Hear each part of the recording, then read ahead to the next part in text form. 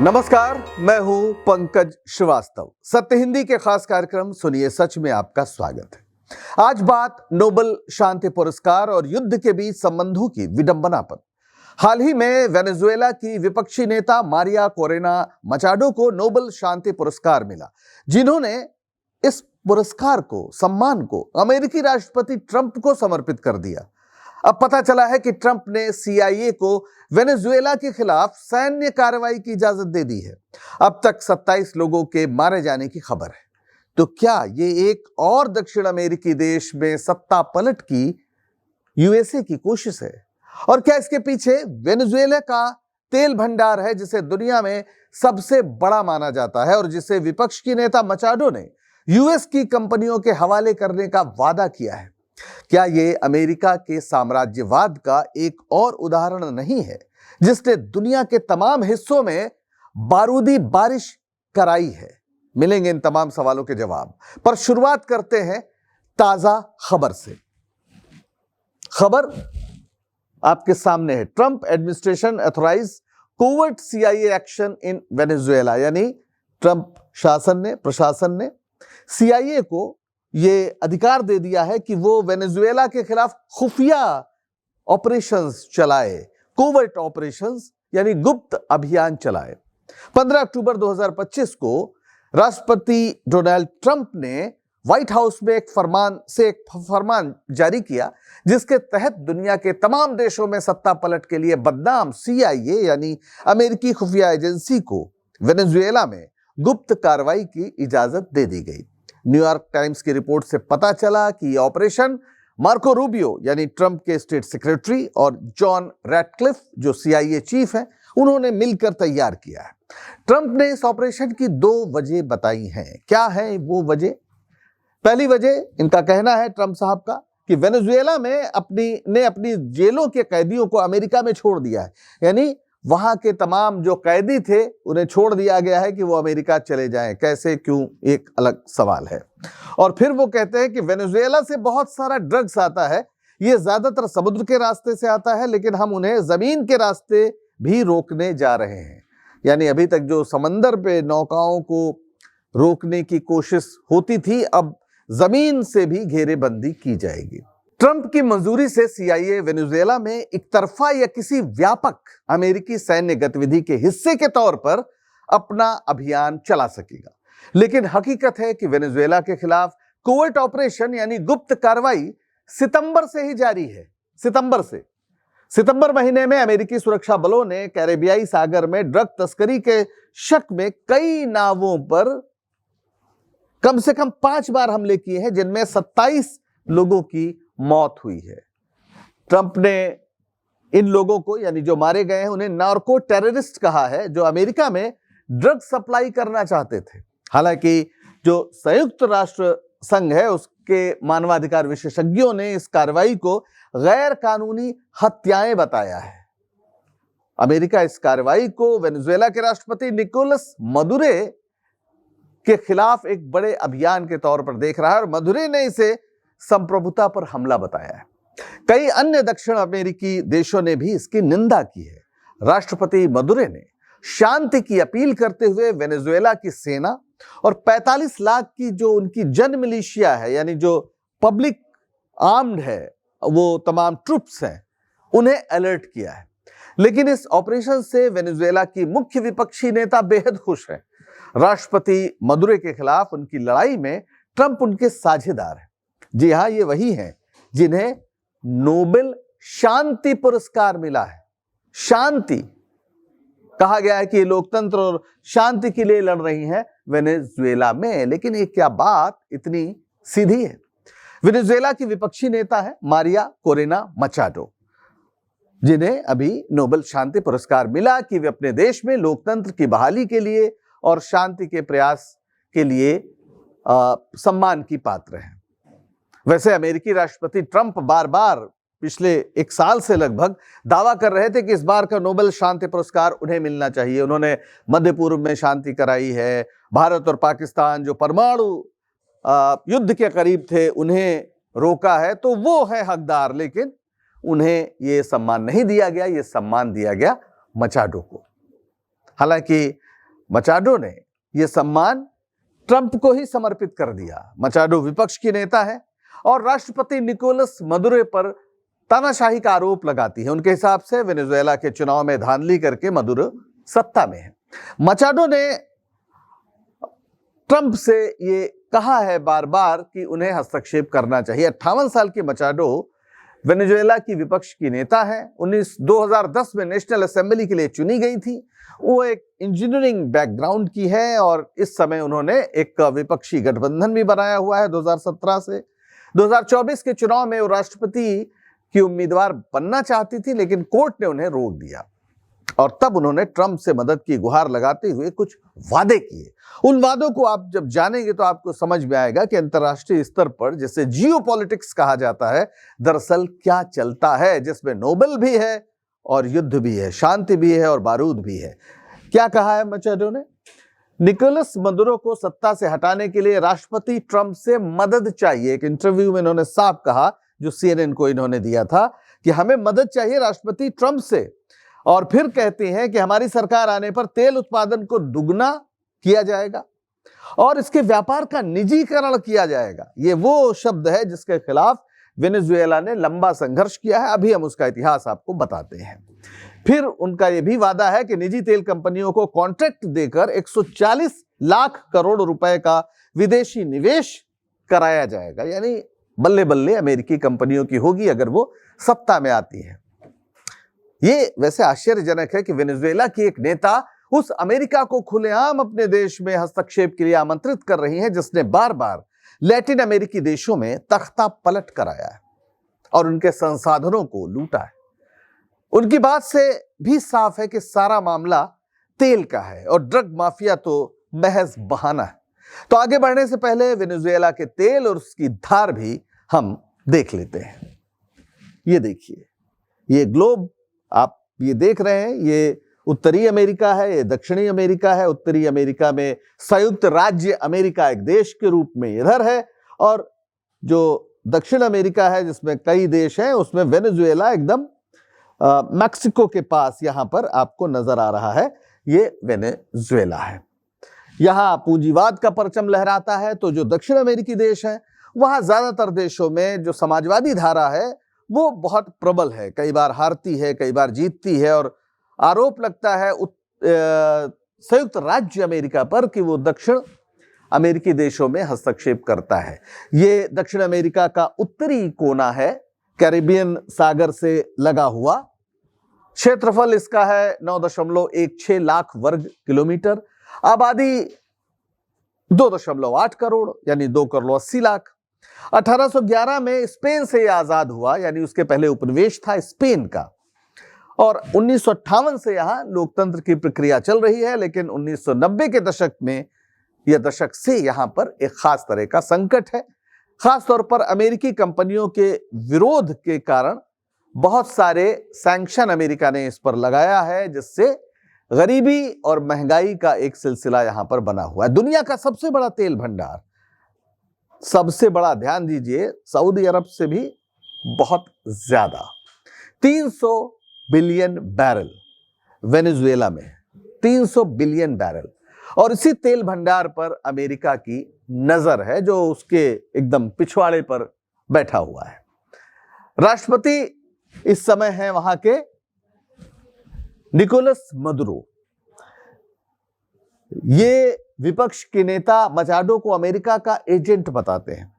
यानी जो हम लोग पढ़ते हैं लोकतंत्र और शांति वगैरह, वो एक बड़ी लड़ाई का हिस्सा है। और इनका कहना है कि दरअसल जो मचाडो है वो अमेरिका के एजेंट हैं, वहां के तेल को पहुंचाना चाहती है अमेरिकी कंपनियों के पास। और इसीलिए जब मचाडो को नोबेल प्राइज मिला, पीस प्राइज मिला, तो वेनेजुएला ने बिना कुछ कहे नॉर्वे की राजधानी ओस्लो में अपना दूतावास बंद कर दिया। नॉर्वे की नोबेल समिति ही ये सम्मान देती है। जो मदुरो हैं, ये इनका जन्म 1962 में वेनेजुएला की राजधानी काराकास में हुआ था। वे बस ड्राइवर थे शुरू में, फिर ट्रेड यूनियन लीडर बने और 2006 में विदेश मंत्री बने, 2012 में उपराष्ट्रपति बने और 2013 में राष्ट्रपति बने, जब ह्यूगो सावेज की मृत्यु हो गई। ह्यूगो सावेज पूर्व राष्ट्रपति। जिनकी क्रांतिकारी दास्तान पूरे लैटिन अमेरिका में एक दंत कथा बन चुकी है। हालांकि अमेरिका की नजर में वे तानाशाह ही थे। ह्यूगो चावेज वेनेजुएला के एक ऐसे नेता थे जिन्होंने देश की राजनीति को हमेशा के लिए बदल दिया। इनका जीवन क्रांति, तख्तापलट, लोकतंत्र और सोशलिज्म की जंग से भरा था। इन्होंने जनता की स्थिति को सुधारने के लिए तेल की कमाई के इस्तेमाल की मांग उठाई थी। वे पहले सेना में अफसर थे और क्यूबा की क्रांति और फिदेल कास्त्रो से प्रभावित होकर उन्होंने वेनेजुएला में 1992 में तख्ता पलट का एक असफल प्रयास किया। गिरफ्तार हुए, लेकिन उनकी लोकप्रियता लगातार बढ़ी थी और फिर उन्हें जेल से रिहा किया गया। 1998 में उन्होंने राजनीति में प्रवेश किया और राष्ट्रपति का चुनाव शानदार तरीके से जीता। 1999 में वेनेजुएला में चावेज ने नई संविधान सभा बुलाई और 15 दिसंबर 1999 को एक नया संविधान मंजूर किया गया। यह संविधान गरीबों को ज्यादा अधिकार देता था। उनकी शिक्षा, स्वास्थ्य और जमीन का जो वितरण है, भूमि का वितरण, वो बड़े पैमाने पर गारंटी किया गया। चावेज ने 2005 में 21वीं सदी का सोशलिज्म इस सिद्धांत की घोषणा की, यानी लोकतंत्र के साथ समाजवाद, ना कि सर्वहारा का अधिनायकवाद। उसके पहले जो तमाम कम्युनिस्ट और सोशलिस्ट पार्टीज थी, उन पर यह आरोप है कि जब वो सत्ता में आते हैं तो वो चुनाव नहीं होने देते, और सर्वहारा का अधिनायकवाद जो एक सिद्धांत है, यानी डिक्टेटरशिप ऑफ प्रोलेटारिएट, उस पर विश्वास करते हैं। लेकिन इन्होंने कहा कि ये 21वीं सदी का सोशलिज्म है, जहां चुनाव भी होगा। ये लोकतंत्र कैसा है? ये पार्टिसिपेटरी होगा, यानी लोगों की भागीदारी होगी, और लोकतांत्रिक तो होगा ही, इकोलॉजिकल होगा, यानी पर्यावरण के साथ एक मित्रता होगी, उसकी रक्षा की जाएगी, और फेमिनिस्ट यानी महिलाओं के अधिकार वाला समाजवाद होगा। और फिर चावेज ने तेल की ऊंची कीमतों से जो कमाई का इस्तेमाल होना है या होता है, उसका इस्तेमाल गरीबी कम करने के लिए किया। उनके जो मिशन प्रोग्राम्स थे, उससे लाखों लोगों को घर मिला, स्कूल बने, डॉक्टर मिले। जो वहां की तेल कंपनी है PDVSA, बहुत बड़ी, उसका राष्ट्रीयकरण कर दिया। जैसे भारत में इंदिरा गांधी ने कभी सारे बैंकों का राष्ट्रीयकरण किया था, वैसे ही वहां पर चावेज ने सबसे बड़ी तेल कंपनी का राष्ट्रीयकरण कर दिया। जाहिर है कॉरपोरेट कंपनियां इससे काफी नाराज हुई। चावेज का अमेरिका विरोधी रुख, यानी तेल का राष्ट्रीयकरण करना, या फिर फिदेल कास्त्रो से उनकी दोस्ती, यह अमेरिका को बहुत चुभा। और 2001 के अंत में CIA ने अपनी रिपोर्ट में लिखा कि अब विद्रोह की स्थितियां पक रही हैं, यानी कू हो सकता है। और फिर अमेरिका के राजदूतों ने जो चावेज विरोधी सेना के जनरल थे, उनसे मुलाकात की, और फिर 11 अप्रैल 2002 को चावेज का तख्ता पलट कर दिया गया, और ये जनाब वहां के अंतरिम राष्ट्रपति बन गए, पेड्रो कार्मोना। शुरुआत हुई विपक्ष के प्रदर्शनों से, 19 लोग मारे गए, चावेज को गिरफ्तार कर लिया गया। लेकिन ये जो सोचा गया कि चावेज समाप्त, ये सिर्फ 47 घंटे का भ्रम साबित हुआ।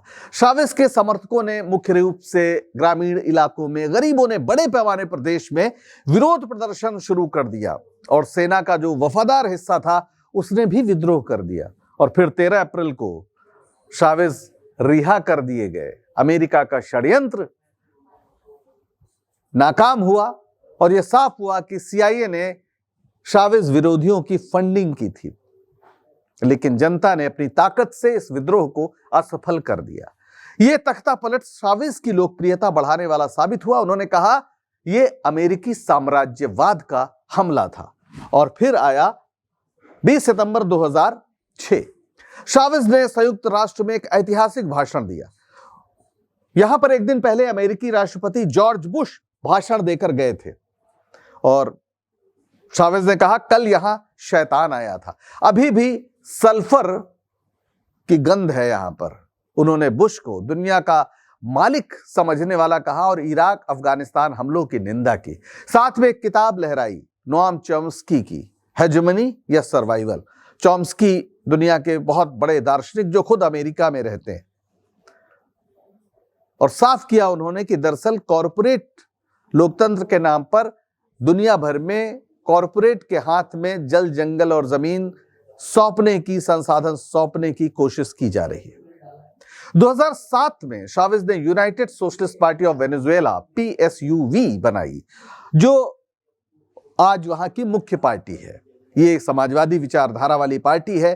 गरीबों के हक, तेल के राष्ट्रीयकरण और साम्राज्यवाद विरोध इसके मूल सिद्धांतों में है। शावेज को 2011 में पता चला कि उन्हें पेलग्रेनिक कैंसर है। इलाज हुआ क्यूबा में। 2012 में वो फिर चुनाव जीते, लेकिन बीमारी बढ़ती गई और 5 मार्च 2013 को काराकास में उनकी मृत्यु हो गई। तब उनकी उम्र सिर्फ 58 साल थी। शावेज की मौत ने देश को संकट में डाल दिया और तब उपराष्ट्रपति निकोलस मादुरो ने सत्ता संभाली, जिनके बारे में हम चर्चा कर चुके हैं, जिनकी सीधी लड़ाई मचाडो से हो रही है, जिनके एक हाथ में नोबेल प्राइज है।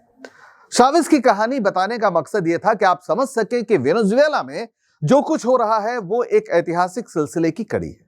मचाडो वही करना चाहती है जिसके खिलाफ शावेज ने लंबा संघर्ष किया, जो तेल जैसे संसाधन पर देश की जनता का हक समझते थे, लेकिन अमेरिका इसे तानाशाही करार देता है। यानी अगर लूट का हक ना मिले तो अमेरिका की नजर में वहां तानाशाही हो जाती है।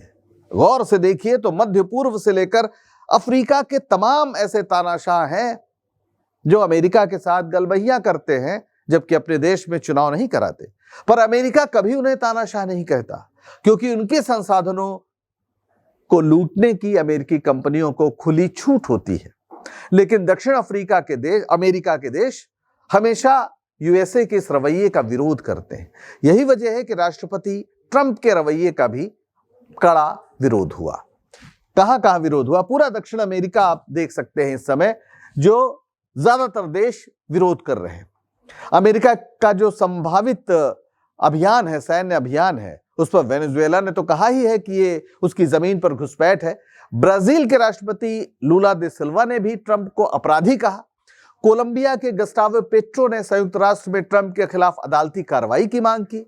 इससे ALBA, जो अमेरिका ला बोलेवियाराना परा लोस पुएबलोस, ये लैटिन में है, जो एक शावेज का बनाया गठबंधन है दक्षिण अमेरिकी देशों का, वो मजबूत हुआ है। लैटिन अमेरिका में डर है, क्योंकि 1973 में चिली में, जो चिले है, यहां पर जो वामपंथी राष्ट्रपति थे सल्वाडोर अलेंडे, उन्हें हटा दिया गया था। खूनी तख्ता पलट था, वो CIA ने कराया था। और सब एक सुर में कह रहे हैं कि ट्रंप का जो ड्रग वॉर है, असल में वो साम्राज्यवाद है। ऐसे में आ जाती है नोबेल समिति और वो मचाडो को नोबेल पुरस्कार से सम्मानित करती है। तो क्या ये माना जाए कि नोबेल पुरस्कार दरअसल किसी बड़ी रणनीति और राजनीति का हिस्सा भी है? हमें भूलना नहीं चाहिए कि नामांकन के बावजूद महात्मा गांधी को कभी नोबेल शांति पुरस्कार नहीं मिला, जबकि आज पश्चिम भी उन्हें ईसा मसीह के रास्ते पर चलने वाला महामानव मानता है। उस समय गांधी को नोबेल शांति सम्मान देने का अर्थ था ब्रिटिश साम्राज्य से मोर्चा लेना, और मचाडो को सम्मानित करने का अर्थ है अमेरिकी साम्राज्यवाद के सामने समर्पण करना। कम से कम वेनेजुएला सहित दक्षिण अमेरिकी जनता का एक बड़ा हिस्सा तो यही मानता है। तमाम मीडिया दुष्प्रचार के बावजूद अमेरिका के लिए इस धारणा को तोड़ना थोड़ा मुश्किल है। आज के लिए बस इतना ही। सच बताने का हमारा ये प्रयास आपको अगर पसंद आया हो तो शो को लाइक करें, शेयर करें और चैनल को सब्सक्राइब करें। सत्य हिंदी का ऐप भी डाउनलोड करें, जिसका पता वीडियो के नीचे डिस्क्रिप्शन में आपको मिल जाएगा। तो अब दीजिए इजाजत, नमस्कार।